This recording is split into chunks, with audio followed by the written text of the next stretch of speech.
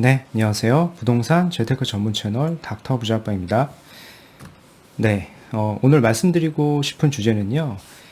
여러분들이 좀 관심이 많은 그 3기 신도시 그 지역에 대한 분석 및 청약 전략에 대해서 그 국토부 자료를 토대로 해서 좀 개략적으로 좀 설명 그리고 말씀을 좀 드려보도록 하겠습니다. 네, 특히 이제 최근에 그 예전이죠. 08년도에 있었던 그 사전 청약 제도가 이제 다시 부활을 했어요. 그래서 그 사전 청약 제도에 대해서 좀 잘 모르시는 분들도 많고 궁금해 하시는 분들도 좀 많기 때문에 간략하게 좀 언급을 해서 좀 정리를 하고 이제 가도록 하겠습니다. 일단 네이버에서 이렇게 3기 신도시 사전 청약이라고 좀 검색을 해보시면 이제 여러 기사들이 나오는 것을 좀 확인을 하실 수가 있어요. 특히 뭐 하남 교산이라고 하는 지역이 좀 눈에 띄게 많이 이렇게 검색이 되는 것을 좀 확인을 할 수가 있는데요. 특히 이제 하남 교산 같은 경우에 그 3기 신도시 지구 지정된 구역들 중에서 과천은 제외하고요. 가장 그 지리적으로 이제 우수한 지역이기 때문에 이제 언급이 좀 많이 되는 지역이다라고 좀 체크를 하시면 될 것 같고요. 특히 이제 사전 청약 제도가 어떤 건지에 대해서 좀 구체적으로 좀 말씀을 드리면 이건 이제 과거에 있던 제도이긴 한데요. 이제 최근에 이제 정부에서 국토부죠. 국토부 자료에서 발표된 그 3기 신도시 발표 자료에 좀 찾아보면 그 내년도 말부터 이제 빠르면 내년도 말부터 일부 구역, 일부 지역의 신도시에서는요. 이제 사전 청약 제도를 이제 도입할 거다라고 좀 언급을 좀 했었고요. 이 사전 청약 제도라고 하는 것은 이제 아파트가 착공하기 전에, 그러니까 본 청약 전에 한 1년 전쯤에 미리 청약을 하도록 하는 거죠. 그래서 미리 이제 당첨자를 선정을 해놓고 그 선정된 당첨자가 무주택 기간을 유지를 한 상태에서 다시 이제 본 청약 때 이제 확정을 짓게 되는 겁니다. 다 이제 사전 청약 때 그 어나운스 된 그 분양가가 지속적으로 본 청약 때까지 유지가 되는 것은 아니고요. 이제 가격이 변동이 될 수도 있다라고 좀 밝혔어요. 그 이유는 아무래도 사전 청약과 본 청약의 이제 기간 차이가 있기 때문에 어쩔 수 없는 부분이다라고 하는 부분을 정확히 좀 아셔야 될 것 같고요. 이제 정부가 이렇게 사전 청약 제도를 이제 꺼낸 이유는 이제 사전 청약 제도의 스토리를 좀 보셔야 될 것 같은데 이제 과거에 이제 보금자리 주택지구죠. 08년도에 이제 처음 도입이 됐다가 11년도 경쯤에 좀 폐지가 된 뒤로 거의 한 10년 만에 다시 나타난 건데 결국엔 이런 사전 청약 제도를 통해서 지금 주택 가격이 많이 오르고 있으니까 정부에서는 사전 청약 제도가 있을 예정이니 좀 기다렸다가 청약을 해라 라는 부분이죠. 그러니까 주택을 과감하게 좀 매수를 하지 말고 좀 기다려서 어떤 주거의 안정성을 좀 꾀하기 위한 어떤 또 다른 정책이다라고 좀 보시는 게 좀 맞을 것 같고요. 그런 식으로 이제 큰 틀에서 이제 사전 청약 제도가 어떤 건지에 대해서 좀 아시고 3기 신도시에 대한 설명을 좀 들으시는 게 좀 이해가 좀 빠르실 것 같아서요. 좀 설명을 좀 드려봤고요. 일단은 3기 신도시는 굉장히 다양한 구역들을 좀 발표를 했어요. 보시는 것처럼 그 수도권에 큰 골자가 되는 것은 그 수도권 전체 지역에서 약 한 30만 가구를 총 공급을 하는 사업이고요. 30만 가구를 한 지역에 모두 공급을 할 수는 없기 때문에 구역을 나눠서 그리고 기간을 나눠서 뭐 7만 가구, 6만 가구 이런 식으로 5만 가구 이런 식으로 나눠서 기간에 따라서 이제 공급을 하게 되는 것이고요. 이제 현재까지 보면은 최근 자료에 따르면 약 26만 가구까지 이제 구역 지정이 되는 것을 이제 확인을 할 수가 있어요. 뭐 대표적으로 이제 지금까지 나타난 지구들을 좀 살펴보면 왼쪽부터 좀 살펴보면 큰 구역만 좀 언급을 해드릴게요. 이 고양 창릉지구가 있고요. 인천, 계양, 부천, 대장 이런 지역들이 있고요. 그리고 이제 요번에 같이 발표된 광명 학원지구 2라고 하는 지역이 있고요. 그리고 안산 신길 이 2지구가 있습니다. 그리고 오른쪽으로 좀 가보시면 남양주 왕숙이 있고요. 그리고 이제 하남 교산 지구 이렇게 있는 것을 좀 확인을 하실 수가 있겠고요. 이들 지역 중에서는 아무래도 이제 하남 교산이 보시는 것처럼 위례 쪽 바로 위고요. 바로 이제 송파 옆이기 때문에 그 지리적으로도 이제 가장 우수하고요. 그리고 이 발표 이전에 바로 교통에 대한 부분 대책까지도 이제 발표를 했기 때문에 그 사람들의 많은 관심을 좀 갖고 있는 지역이고요. 최근 기사에 따르면 그 하남 교산 인근 지역, 하남시죠. 하남시의 전세가가 이제 4% 이상 상승하고 있는 상황인 것을 좀 확인을 할 수가 있어요. 그만큼 그 하남 교산에 당해 자격을 얻기 위한 수요층이 좀 많다라고 하는 부분을 좀 확인하셔야 되겠습니다. 그래서 그 5월 25일에 나온 국토부 보도자료를 좀 살펴보면은요, 보시면 3기 신도시 5곳을 좀 모두 지구 지정 완료했다라고 밝혔고요. 아까 말씀드렸듯이 그 동부권과 그 서부권으로 이제 크게 나눠볼 수가 있겠는데요. 이제 동부권은 남양주 왕숙이 있고요. 그리고 이제 하남 교산 이렇게 있어요. 그리고 서부권에는 인천 계양, 그리고 고양 창릉, 부천 대장이 있겠고요. 규모로서 보면 이제 가장 큰 거는 남양주 왕숙에 6만 6천 호 정도 되고요. 그리고 하남 교산이 이제 3만 2천 호 정도 됩니다. 그 다음으로 큰 것은 이제 고양시 창릉에 3만 8천 호가 되겠고요. 이제 그 다음이 부천 대장, 그리고 인천 계양 순으로 이루어져 있는 것을 좀 확인을 하실 수가 있겠습니다.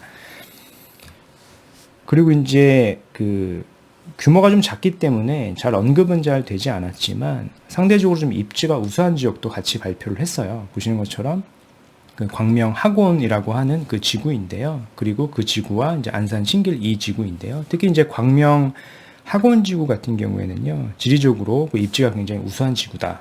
단점이라고 하는 거는 보시는 것처럼 5천 세대도 되지 않기 때문에 이제 규모가 좀 작다. 하지만 당첨이 된다면 이제 괜찮은 시세 차익을 노려볼 만한 이제 좋은 입지다라고 하는 부분을 좀 확인하셔야 되겠고요. 그리고 요번에 이제 정부에서 발표한, 특히 이제 국토부에서 발표한 자료를 보면 결국에 이제 3기 신도시는 외곽 지역에 많이 위치를 해 있다 보니까 추구하는 것은 결국 교통 대책을 해야 되는 거니까요. 그 서울 도심까지 그 30분 이내에 출퇴근이 가능하도록 그런 교통 대책을 좀 수립을 하고 있어요. 그래서 본 자료가 발표되기 바로 직전에 그 하남 교산과 과천지구의 교통 대책을 좀 같이 발표를 했죠. 그래서 송파 쪽하고의 교통 라인하고 지하철 라인하고요. 그리고 위례 과천선 그런 식으로 좀 발표를 했었습니다. 그리고 이것 외에 이제 남양주 왕숙이나 고양 창릉, 나머지 지구들도 그 올 연말까지 순차적으로 그런 교통에 대한 대책을 이제 확정할 계획이다라고 좀 밝히고 있는 것을 좀 확인하실 필요가 있겠고요. 특히 이제 하남 교산 같은 경우에 하남하고요, 이제 송파하고 바로 지하철을 좀 신설이 돼요. 그래서 이런 부분들이 굉장히 교통으로서 크게 개선이 될 부분이다라고 하는 부분을 좀 확인을 하셔야 되겠고요. 그리고 이제 과천 같은 경우도 보면은 위례 과천선이 생기면서 위례에서 과천까지, 특히 과천 같은 경우 GTX C 라인이 있는데요. 그 GTX C 라인하고도 일부 연결이 되는 걸로 좀 보여집니다. 바로 옆에 이제 붙기 때문에 그렇죠. 그리고 아까 이제 처음에 말씀드렸듯이 그 3기 신도시 중에 수도권 그 30만 호 중 사업 속도가 이제 빠른 것들은 그 사전 청약제를 이제 실시하겠다라고 밝히고 있는 것을 이제 확인을 하실 수가 있어요. 그래서 모든 지역이 아니라 이제 빠른 구역을 순차적으로 사전 청약제를 21년도, 그러니까 내년도 말부터 입주자 모집 공고를 진행한다라고 좀 밝혔습니다. 그래서 구체적으로 또 어떤 지역들이 있는지 좀 말씀을 드려보면요. 이제 부천 대장지구 하고요. 그리고 인천 계양지구가 있습니다. 여기는 지리적인 위치를 보면은요. 바로 옆에 이제 김포공항인 것을 좀 확인을 하실 수가 있고요. 그리고 바로 위쪽이 여러분들이 잘 알고 계시는 이제 마곡지구가 있죠. 많은 그런 기업체들, 뭐 LG전자하고 이제 많은 대기업 기업체들이 현재 입주해 있는, 그리고 또 입주 예정인 마곡지구가 이제 붙어 있는 것을 좀 확인을 하실 수가 있어요. 그래서 이 지구 같은 경우에 보면은 현재도 보면 지하철 1호선, 5호선, 7호선, 9호선 등이 인접 지역에 있고요. 그리고 더불어서 공항 철도까지 있고요. 뭐 여러 도로들이 있어요. 외곽 순환도로나 경인고속도로, 인천국제공항 고속도로도 있고요. 그리고 특히 이제 21년도죠. 이제 21년도에 개통 예정인 대곡 소사선이 있고요. 그리고 아직은 좀 많이 남아 있긴 하지만 원종에서 홍대까지 연결을 하는 원종 홍대선이 예정이 되어 있습니다. 그래서 이런 식으로 이제 교통 대책하고 같이 지구 지정을 한 결과라고 보시면 될 것 같고요. 특히 이제 이번 국토부 자료를 좀 살펴보면 이 부천 대장하고요, 계양 그 테크노밸리 인근일 마곡과 더불어서 서부권 기업 벨트로 만들겠다라고 밝힌 부분을 좀 주목해서 좀 보시면 될 것 같아요. 이런 식으로 그 서부권 기업 벨트라 그래서 같은 어떤 그 기업체를 좀 유치하겠다라고 좀 밝혔고요. 그 규모를 좀 보면은요.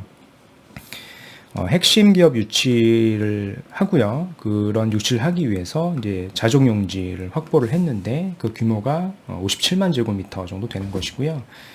그래서 이거를 위해서 이제 토지 원가에 공급을 하고 이제 취득세도 50% 감면을 해주고요. 5년간 법인세도 이제 35% 이제 감면을 해준다라고 하는 큰 골자라고 보시면 될 것 같고요. 이렇게 해야지 이제 우수한 기업체들이 이제 입주를 하기 때문에 이런 식으로 어떤 어드밴티지를 주는 건데, 이제 경험상 보면은 이제 대기업 같은 경우는 인력을 채용하기 위해서는 우수한 인력들을 채용하기 위해서는 그만큼 그 서울하고 지리적으로 좀 인접한 지역들에 있어야지 R&D 센터가 우수한 인력들을 많이 뽑을 수가 있는데요. 상대적으로 이제 부천이나 특히 이제 계양 같은 경우에는요, 서울하고 좀 많이 떨어져 있기 때문에 그러한 우수한 인력들을 상대적으로 대기업에서는 뽑기가 좀 어렵겠죠. 그래서 이런 식으로 정부에서 어떤 핵심 기업을 유치한다라고 하더라도 많은 어떤 대기업군이 이런 지역으로까지 많이 입주를 하지는 않을 거다라고 좀 예측을 좀 해볼 수가 있을 것 같아요. 아무래도 이제 우수한 그런 인력들을 수급하기가 어렵기 때문에 그렇다라고 좀 말씀을 드리겠고요. 특히 이제 아까 서두에 좀 말씀드렸던 상대적으로 좀 입주가 우수한 광명 학원지구에 대해서 좀 말씀을 드리면, 광명 학원지구 같은 경우에는 바로 이제 지리적인 입지를 좀 살펴보면 광명 역세권에서요, 이제 터널 하나 지나면 바로 그 시흥 광명 테크노밸리라고 하는 지역에 있는 지역이에요. 그래서 광명 학원지구라 그래서 굉장히 지리적으로 좀 우수하고요. 특히 이제 신안산선이 예정이 되어 있고요. 여기서 이제 신안산선을 타면 바로 KTX 광명역으로 갈 수가 있는 거죠. 이제 지리적으로 입지는 굉장히 우수한데 단 이제 단점이라고 할 만한 것은 이제 세대수가 좀 작다. 세대수를 보면은 4,600호 정도를 예정을 하고 있어요. 이게 뭐 우연인지 일치인지 뭐 의도된 건지는 잘 모르겠지만 광명 역세권의 지금 주상복합 그 세대수를 대략 살펴보면은요, 한 5,000세대 정도 내외 되거든요. 그와 비슷하게 이 지역도 얼추 한 4,600세대 정도 되기 때문에 비슷한 규모다라고 좀 말씀을 드리겠고요. 규모가 그렇게 큰 규모는 아니기 때문에요. 그런 인프라 조성에 대한 것들이 어느 정도 될 수 있을지가 좀 의문이 되기는 합니다. 하지만 특히 이제 학원지구 같은 경우에는 이번에 발표한 거, 물론 과거부터 있던 정책이긴 합니다. 광명 시흥 테크노밸리의 배후 주거단지이기 때문에요. 그만큼 거주지는 상대적으로 적은데 여러 업무 시설들이 많이 이제 조성이 될 계획이기 때문에 그만큼 어떤 자족 도시, 직주 근접으로서의 효과가 이제 굉장히 큰 지역으로서요.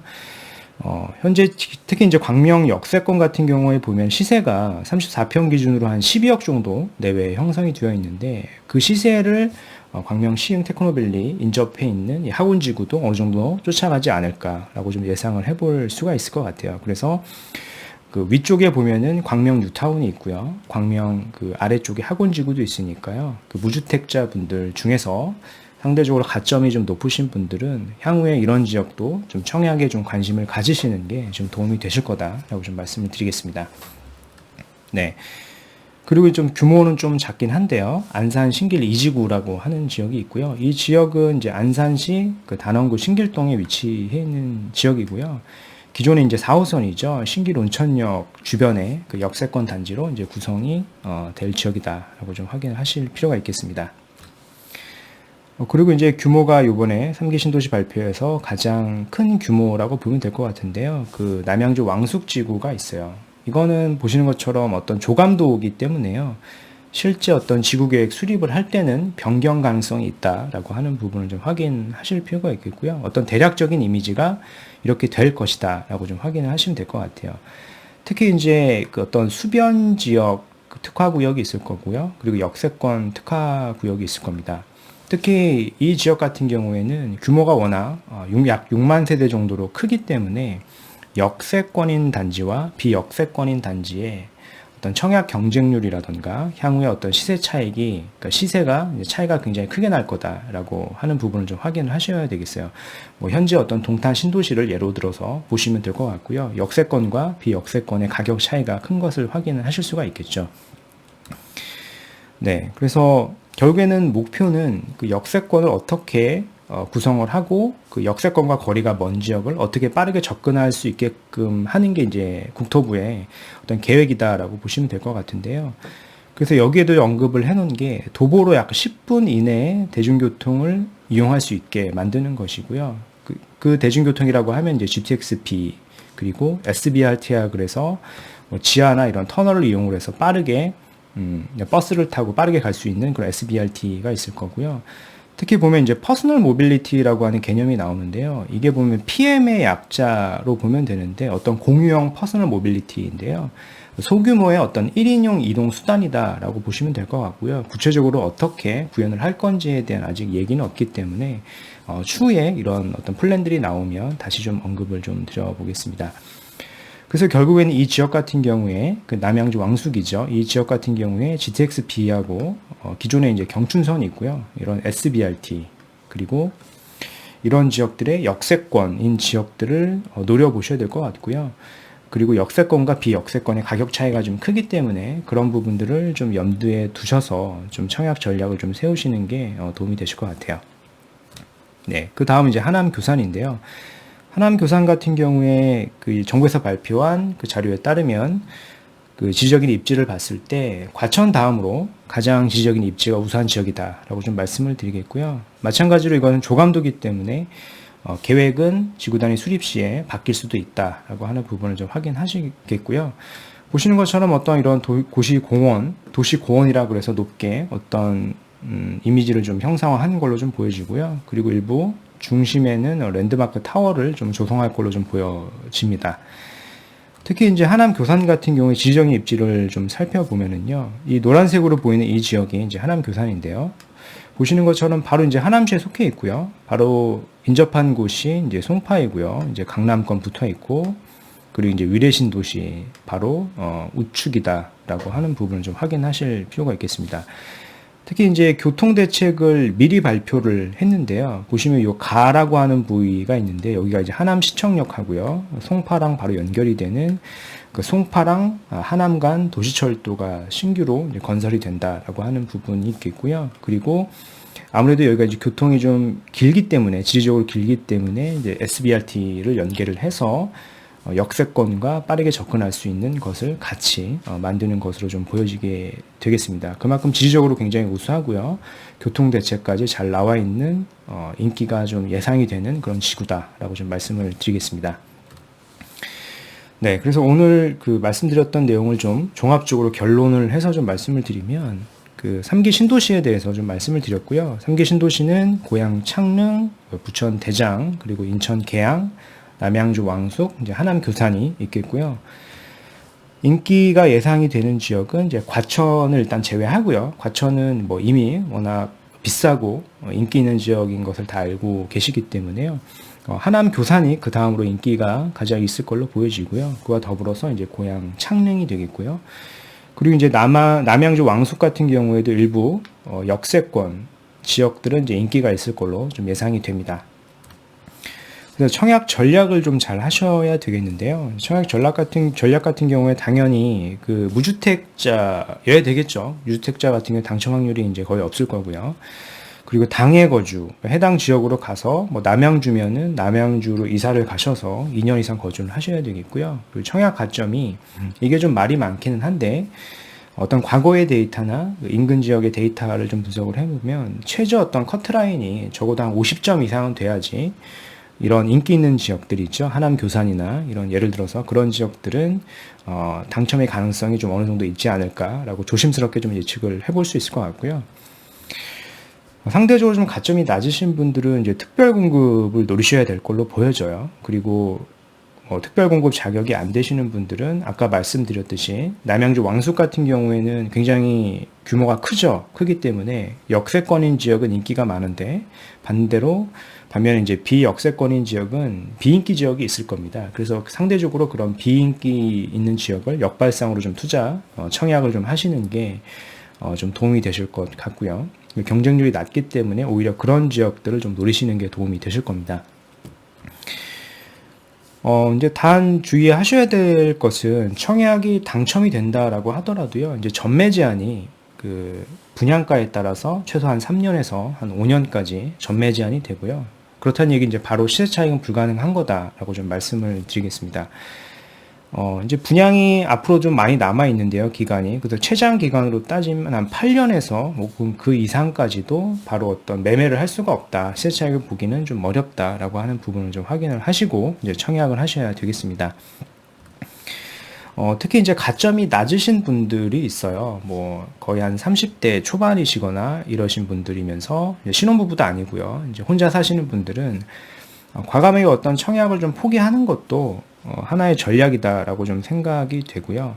왜냐하면 그 안 될 가능성이 좀 높은, 그러니까 당첨 가능성이 낮은데 이런 청약을 좀 기대서 해당 지역으로 당해로 또 이사까지 갔다가 나중에 청약 당첨이 안 되면 그에 따른 어떤 기회 손실 비용이라는 게 굉장히 크기 때문에요. 이제 과감히 어떻게 포기를 좀 하고요. 그리고 차라리 이제 서울권에 6억 이하의 아파트들이 아직 많이 있기 때문에요. 그런 아파트들을 좀 공략하시는 게 향후에 또 빠른 시세 차익을 볼 수 있는 팁이 아닌가라고 좀 말씀을 드리겠고요. 그만큼 이제 6억보다 이제 자금이 더 없으신 분들은 이제 3기 신도시에 이런 식으로 많은 공급 물량이 생기면 공급을 이길 수는 없다 보니까요. 신축은 어느 정도 하방 경지성이 있겠지만 구축은 상대적으로 시세에 영향을 받을 수밖에 없습니다. 그래서 3기 신도시 인접에 있는 그런 구축의 아파트들, 뭐 3억 내외 하는 이런 아파트들이 많이 있거든요. 그래서 그런 아파트들을 공략해 보시는 것도 이제 좋은 틈새 전략이 아닌가라고 좀 말씀을 드려 보겠습니다.